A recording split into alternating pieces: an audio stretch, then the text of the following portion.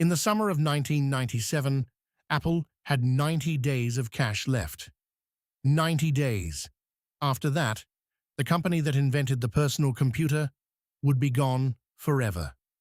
One man walked back into the building he had been forced out of 12 years earlier. He looked at what was left, and he made a decision that almost everyone in the industry said was suicide. This is not a story about genius. This is a story about a gamble, the kind of gamble where losing means disappearing forever. To understand why the gamble was so terrifying, you have to understand what Apple actually was in 1997. Not the legend, the reality. Apple had been founded in 1976. By the early 1980s, it was the fastest-growing company in American history. The Macintosh launched in 1984 to a standing ovation the technology world had never seen before. But by 1985, the cracks were already showing. Internal power struggles paralyzed the company. The board forced out its own co-founder, and without its visionary, Apple began to drift. Over the next decade, Apple cycled through 3 CEOs. It launched dozens of products. Most of them failed. The Newton personal digital assistant, reportedly a $500 million investment, became a punchline. By 1996, Apple's market share in personal computers had collapsed from a peak of around 16% to roughly 4%. Microsoft Windows had won. Most analysts had already written Apple's obituary. In fiscal year 1996, Apple posted a loss of $816 million. The following year, losses continued to mount. Suppliers were nervous, partners were pulling back, employees were leaving. In December 1996, Apple made a desperate move. It acquired a small company called Next for approximately $429 million. What it was really buying was the operating system and the man who built it. Steve Jobs returned to Apple in an advisory role. Within months, the board had run out of options. In July 1997, they asked him to take over as interim CEO. He accepted, and then he looked at what he had inherited. What Jobs found was staggering. Apple was selling 40 different products. 40. Desktop computers, laptops, printers, servers, cameras, even a line of television sets. Most were losing money. None of them were excellent. The company had no coherent identity, no clear customer, no story that anyone could tell in a single sentence. It was, by every measurable standard, a company in freefall. Here is where the gamble begins. Jobs gathered his team. He drew a simple 2x2 grid on a whiteboard. Consumer, professional, desktop, portable. 4 products.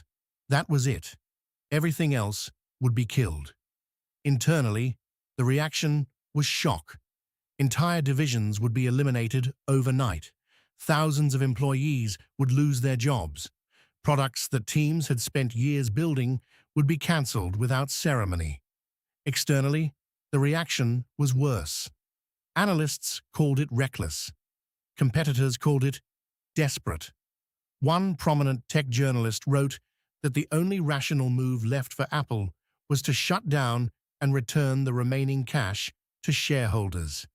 But Jobs understood something that almost nobody else did at the time. Complexity was not a sign of strength. It was the disease. Cutting was not retreat. Cutting was the only path to survival. He also made a second move that was even more controversial. In August 1997, Apple accepted a $150 million investment from Microsoft, its greatest rival. The company that had, in the minds of many Apple loyalists, stolen and won. The announcement was met with literal booing at an Apple developer conference. Jobs stood on stage and told the audience that Apple had to let go of the idea that for Apple to win, Microsoft had to lose. It was a moment of extraordinary public humility from a man not known for it. That investment stabilized Apple's short-term finances. But the real turning point came 18 months later. In August 1998, Apple launched the iMac. The iMac was not the most powerful computer on the market. It was not the cheapest. It came in a translucent blue shell when every other computer on Earth was beige.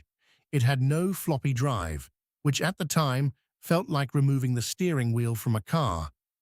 But it was designed for a specific person. Someone who wanted technology to feel approachable.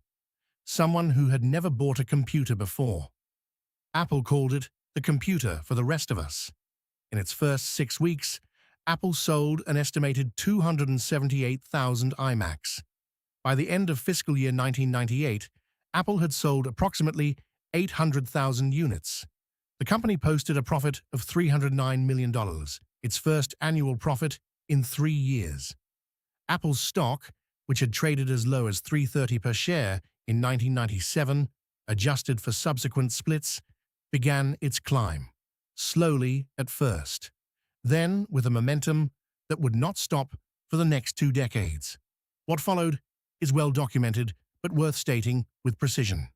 The iPod launched in 2001, the iTunes Store in 2003, the iPhone in 2007, the App Store in 2008. Each one built on the discipline established in that original 2x2 grid.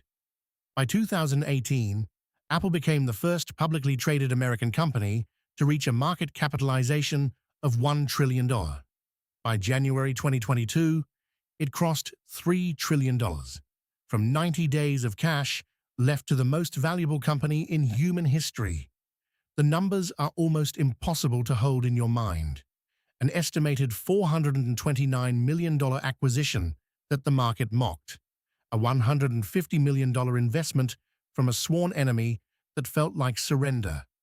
A product line cut from 40 to 4 that looked like collapse. Every single one of those moves looked wrong in the moment. Every single one was right. Here is the lesson, and it is uncomfortable.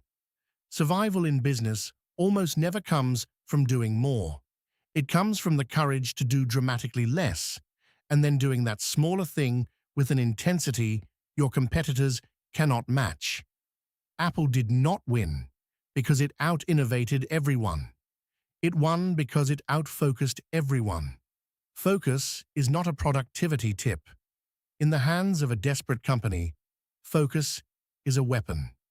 The companies that are winning right now, in whatever industry you are watching, are almost certainly the ones that said no to something everyone else said yes to. That is the pattern. It repeats more than any other in business history. Next week, we go inside the company that turned down the chance to buy Google for $1 million, and what that single decision cost them over the next 20 years. Subscribe for more hidden empires.